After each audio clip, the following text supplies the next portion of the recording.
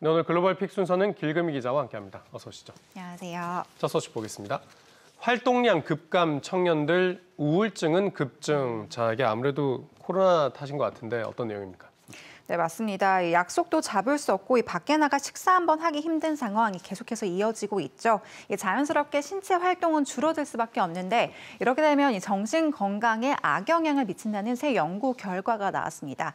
미국 피츠버그대 연구진이 지난 2019년부터 올해 사이 수백 명을 대상으로 실시한 이 조사에 따르면요, 걸음 수가 줄어들수록 우울증 지수는 더 늘어나는 것으로 나타났습니다.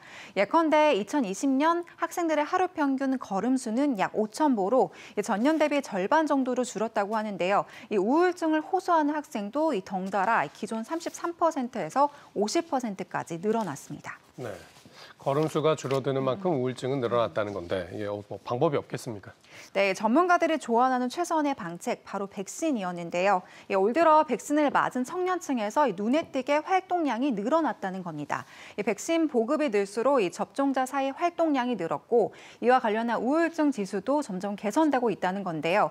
집에서 운동하는 건 한계가 있고 무리한 바깥 활동도 위험한 상황에서 백신 접종을 전제로 좀 더 안정적이고 조심스럽게 야외 활동을 늘리는 것이 지금으로선 최선이라고 설명했습니다. 네, 백신을 맞고 조금씩 운동량을 늘려가는 것이 우울증을 극복하는 길이다. 이런 소식이었습니다. 두 번째 소식 보겠습니다. 미국 의료진 청소년 정신건강 최대 위기 경고. 자, 비슷한 얘기인 것 같은데 이것도 코로나 때문인가 보죠? 네, 이번엔 10대들의 얘긴데요. 뉴욕타임즈는 지난 7일 미국의 한 유명 군의관과의 인터뷰를 전했습니다. 그는 올해까지 이어진 대유행으로 청소년의 정신 건강 문제가 우리가 예상했던 것보다 훨씬 심각해졌다면서 이로 인한 우울증과 불안 장애가 크게 증가했다고 설명했습니다. 실제로 지난해와 올해 이런 증세로 응급실을 방문한 청소년들은 평년 대비 크게 늘기도 했는데요. 올해 초 미국에서 10대 소녀의 자살 시도로 인한 응급실 방문 2019년 같은 기간에 비해서 무려 51%나 증가한 것으로 나타났습니다. 네. 이거 이제 저희가 작년에도 전해드렸던 소식인데 계속 심각해지는 것 같은데 아무래도 학교를 못 간 게 영향을 좀 줬을 것 같습니다. 맞습니다. 이 학교는 학생들이 모여서 일상의 절반 이상을 생활하는 일종의 첫 사회활동 장소이기도 하죠. 이 전문가들은 대유행 시기 청소년들이 학업 격차에 시달리는 것뿐 아니라 이런 사회활동 장소가 제한되면서 이 친구들과의 교류가 부쩍 줄어든 것도 문제라고 지적했습니다. 이 공부하고 떠들며 사회적 활동을 활발히 해야 하는 시기인데 이런 정서적 교류가 끊기는 게 주된 원인이라고 지적했습니다. 네.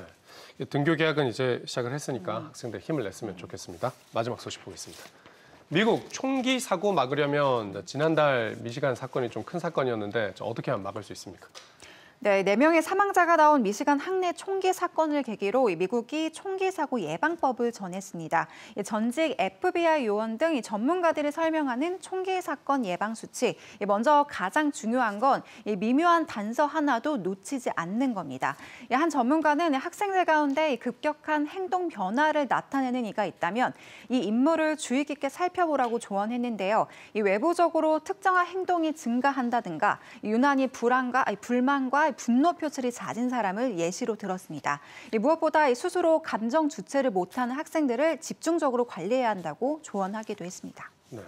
이런 학생들 뭐 좀 사회 활동이 없거나 고립된 학생들일 수 있는데 이 학생들이 보여주는 감정이 단서가 될 수 있다는 얘기군요. 그렇습니다. 이 전문가들에 따르면 이들은 이 친구들과 교류하는 것 대신 어느 순간부터 인터넷 게임 등과 같은 이 가상현실에서 더 많은 시간을 보내고 있다고 하는데요. 그러면서 자연스럽게 나는 모두가 싫어와 같은 이 광범위한 대상을 향한 적대 발언을 하게 되고 이런 징후들이 모여서 결국은 더 큰 사건을 낳게 될 수 있다고 경고했습니다. 미국의 유명 프로파일러는 학교 총기 난사범들이 종종 계획을 실행하기 전에 이런 암시를 흘린다고 말했는데요. 실제 이번 미시간주 총기 난사 사건을 저지른 학생도 인스타그램에 총기 관련 게시물을 올린 적이 있다고 합니다. 학생들의 이상 징후를 평소 잘 관찰해서 대응하는 것이 잠재적인 범죄 위험을 줄이는 길이라고 설명했습니다. 네, 이거 뭐 미국 얘기긴 한데 총기는 꼭 아니더라도 이런 학생들 도움과 관리가 필요한 건 우리도 마찬가지일 것 같습니다. 김 기자 오늘 잘 들었습니다.